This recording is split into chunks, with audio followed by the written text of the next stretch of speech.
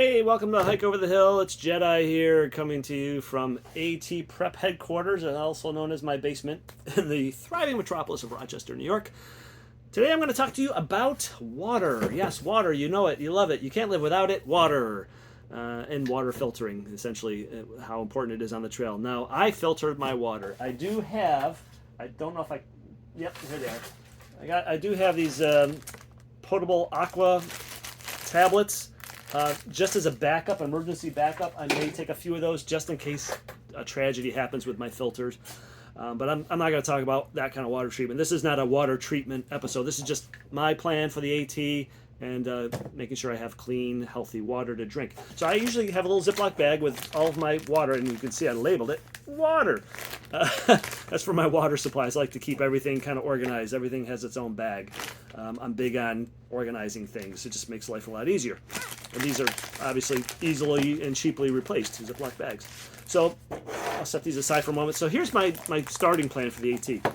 I keep my filters, and I'll talk about those in a second, why I have two. A little piece of paracord, I'll talk about that in a moment. And my water bladder, I'll set this aside. This is a CNOC water bladder. This is the 3-liter version. I debated getting the 2-liter version. I got the 3-liter so that when my wife and I go backpacking, we need more water, obviously, and it's fewer trips to the water source to have a 3-liter bag. But also, the 3-liter bag only weighs 8 grams more than the 2-liter bag. And I thought, geez, for 8 grams, because it's just, it's just more material. This part is the same on both, the heavier parts, but you just need a little bit more of this plastic, and so not that much extra weight. So I just decided, just get the 3-liter, because you can't really fill it up with 3 liters of water. I mean, I think you'd be hard-pressed to really get 3 liters of water in there unless you were filling it, at a spigot. But when you're scooping water out of a creek or whatever, it's pretty tough to get even 2 liters of water into one of these. So I went with a bigger size just for peace of mind. Now, one thing I'll mention before I forget, I just reminded myself.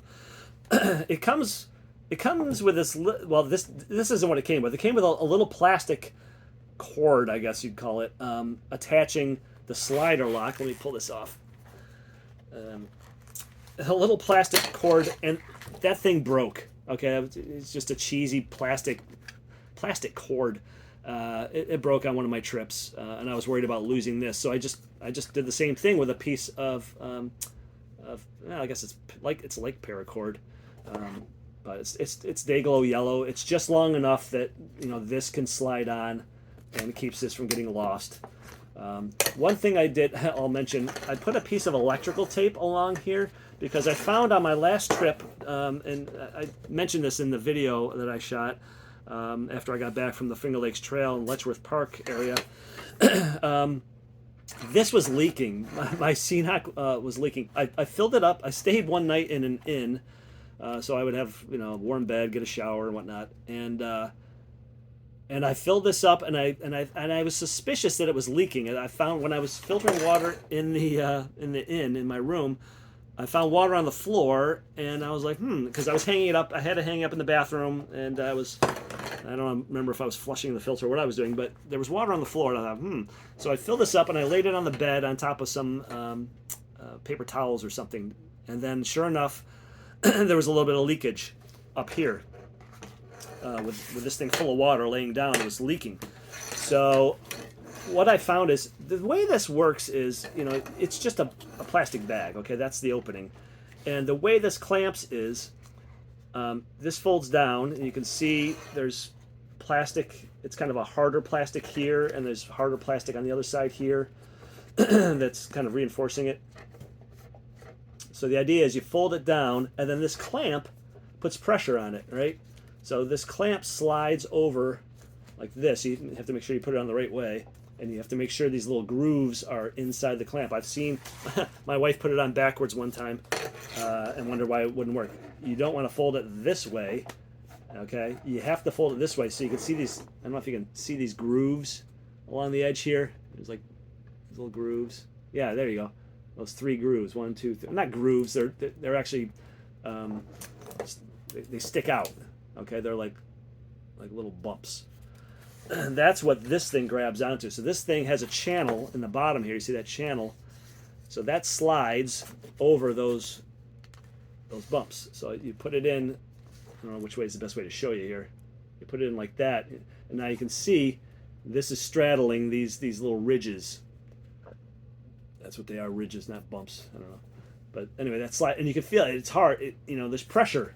You're putting pressure on that plastic to clamp it shut, essentially. So that's all it is. It's a clamp. It's a clamp that slides on. What happens is this is plastic, and obviously this is all plastic. It's all synthetic material.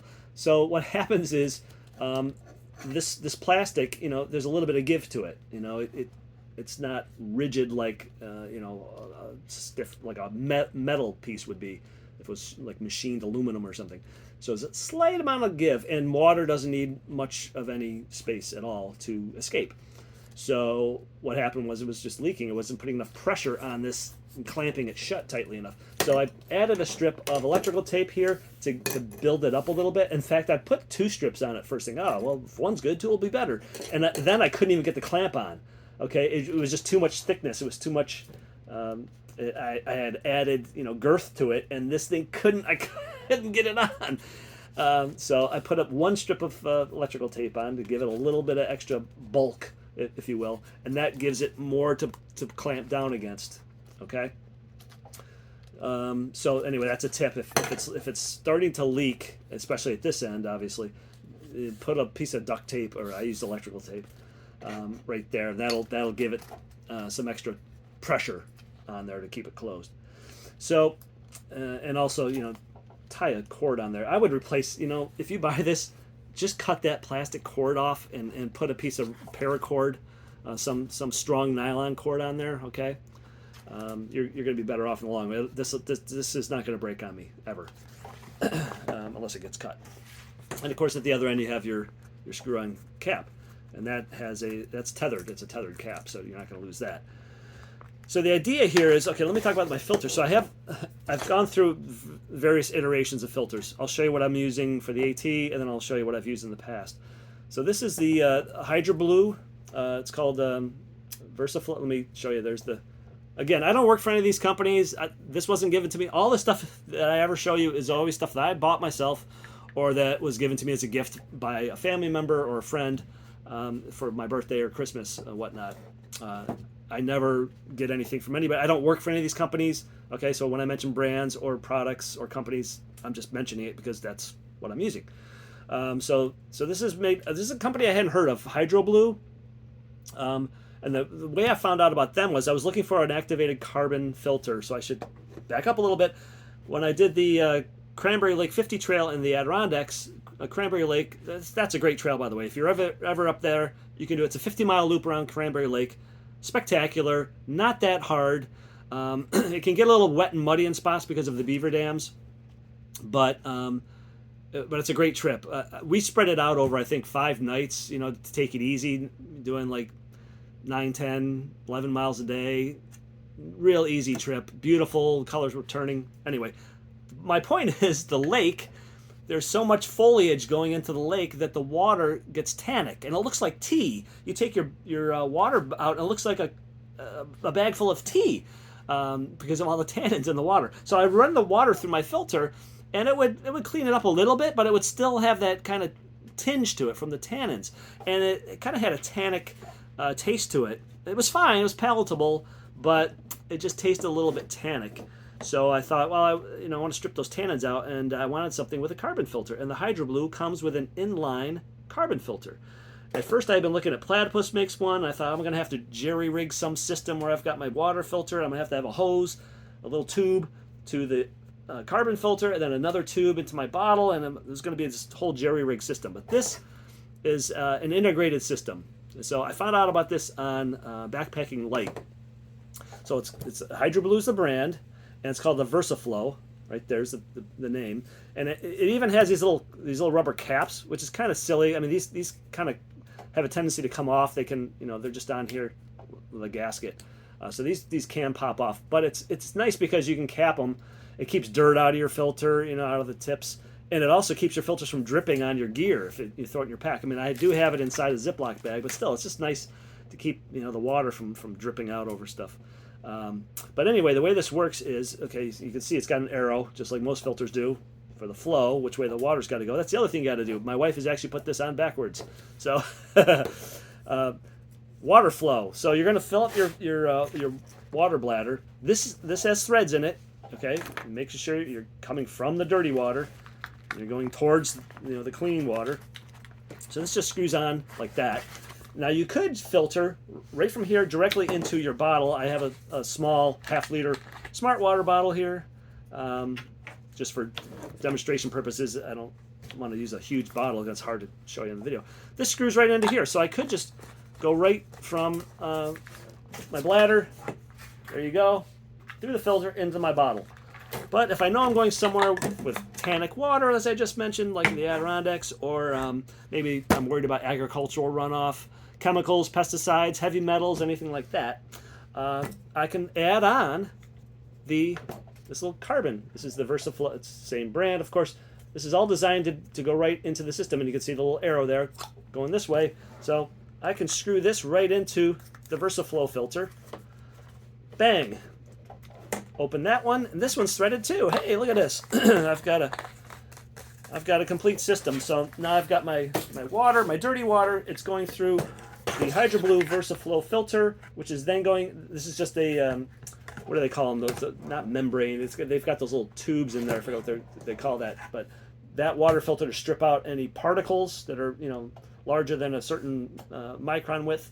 Then through the activated carbon filter to strip out chemicals, pesticide residues, heavy metals, and so on, and then into the water bottle. This does add weight, obviously. It adds a little bulk. I'll weigh these real quick for you right now. And the HydroBlue filter is a little bit heavier than the Sawyer filters. So if I throw this on there, my HydroBlue filter is 77 grams. You could probably take these little gizmos off, these little rubber tips off if you want to save a little bit of weight. The activated carbon filter, that is 40 grams. So altogether, the whole system, these two guys together, let's put those on. We're looking at 118 grams for this whole thing. And just so you know, if you're not a gram person, that is 4 1/8 ounces for the two. Now this is kind of overkill on the AT. I understand that. So this is on the chopping block for when I start wanting to cut weight. This is what I call ballast. It's stuff I'm bringing with me, even though I probably don't need it, and I will probably get rid of it. So I don't have to make any hard decisions. I've got a bunch of things in my mind that I know. Okay, these are the things that are going to go first when I want to cut my weight. But I'm bringing them anyway to start with, and then I'll have some easy stuff to cut. So that's how that system works. Now, before that, I was using a Sawyer, which everybody knows Sawyer, right? Same idea. You got the flow. This is the Sawyer, I don't know if you can read it, dual threaded filter. Why? Because the same idea. You've got the threads on one end, right?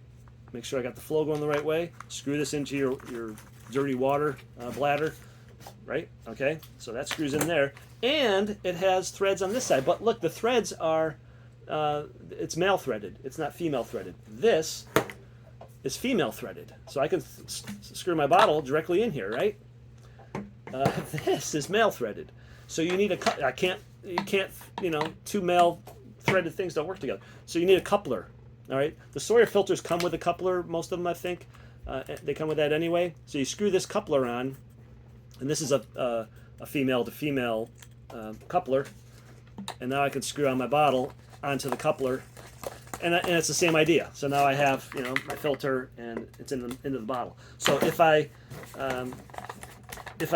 something happens with my HydroBlue, it accidentally freezes and gets destroyed because you can't use a filter, one of these micro tube, whatever, hollow tube filters, that will ruin the filter if it freezes with water in there. So keep your filters warm. Keep if you're hiking and it's below freezing, keep it in your jacket, or at night if it's going to get below freezing, keep it in your sleeping bag with you always.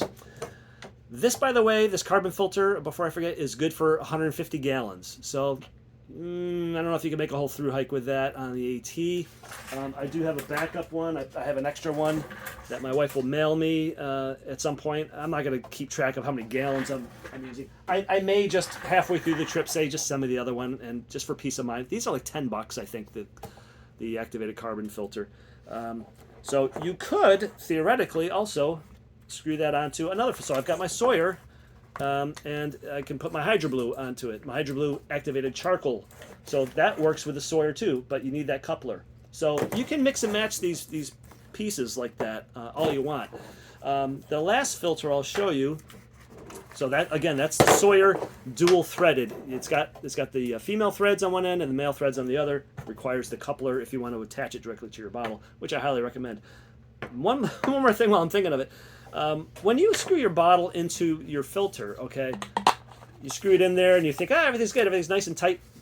You don't want it tight. You want your bottle loose, okay?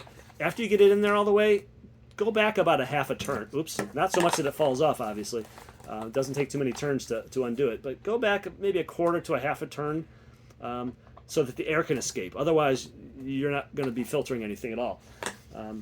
This also, by the way, does slow down the flow. So if you're in a hurry, you just put on this filter. If you're at a water stop and you're like, boy, I got to make some time, I got to make some miles, don't throw this on. If you're reasonably sure that the water source is probably not contaminated with heavy metals and pesticides and whatnot, you can opt out of this just to save some time. It'll filter faster. But when you're at camp and you got time, you're setting up camp, you're heating up your water, you're getting dinner ready, go ahead and throw this on. Why not? What doesn't hurt anything. So the last filter I will show you is another Sawyer. This is a Sawyer Mini. That's Sawyer, and it says right there, Sawyer Mini. Got the arrow telling you which way to go. Same idea. You got the female threads, just like before. Screw that onto your water bladder, whatever your dirty water source is. But there's no threads on this end. It's just a little nipple, if you will, hard plastic. So you can, if you're, you can hang that up and then hang it just right so this just goes directly into your water bottle. I've done that in the past. It has a tendency to, your bottle will tip over, it'll start getting full of water, and if it's not perfectly level, your bottle tips over and you lose all that water you just filtered. That's happened to me before. And I don't have it handy, but there is a tube. You can just, any tubing, surgical tubing you can use. They do sell tubing. The Hydro Blue folks will sell you some tubing that fits on directly on their little nipple here. If you don't want to screw your bottle in, or if you're filtering into something other than a bottle with threads, you're filtering into another bladder perhaps that doesn't, some other water carrying device that doesn't have the same threads that fit here. Maybe you're filtering into a Nalgene bottle, let's say, with a wide mouth. Okay. They will sell you a tube, and you can just attach here and then run the tube down into your bottle. That's the other way to do it. But this kind of filter requires that. Either you just line them up as closely as you can, or you run the tube down into the other bottle. So the last thing I'll mention here before I let you go, because I know I'll just sit here talking all day about water filters, because there's nothing more fun to talk about. So that's what this little paracord is for. It's for hanging it. I run that through that little loop here, and then I find a tree, a sapling, something that's not too big around a tree, and I'll just tie this around the tree. I'll get it at the height where I think it's about right, and I just let it go. So I keep that in my water bag, a little length of paracord to hang this up wherever, off a tree branch or around a tree trunk, and then that's my system. That's how I do it. So I hope you enjoy. Have fun out there, be safe, filter your water, treat your water some way. I know people try to save weight and don't treat their water, and it is not worth having a through hike ending infection from Giardia or any other kind of the cysts that get out there in the water.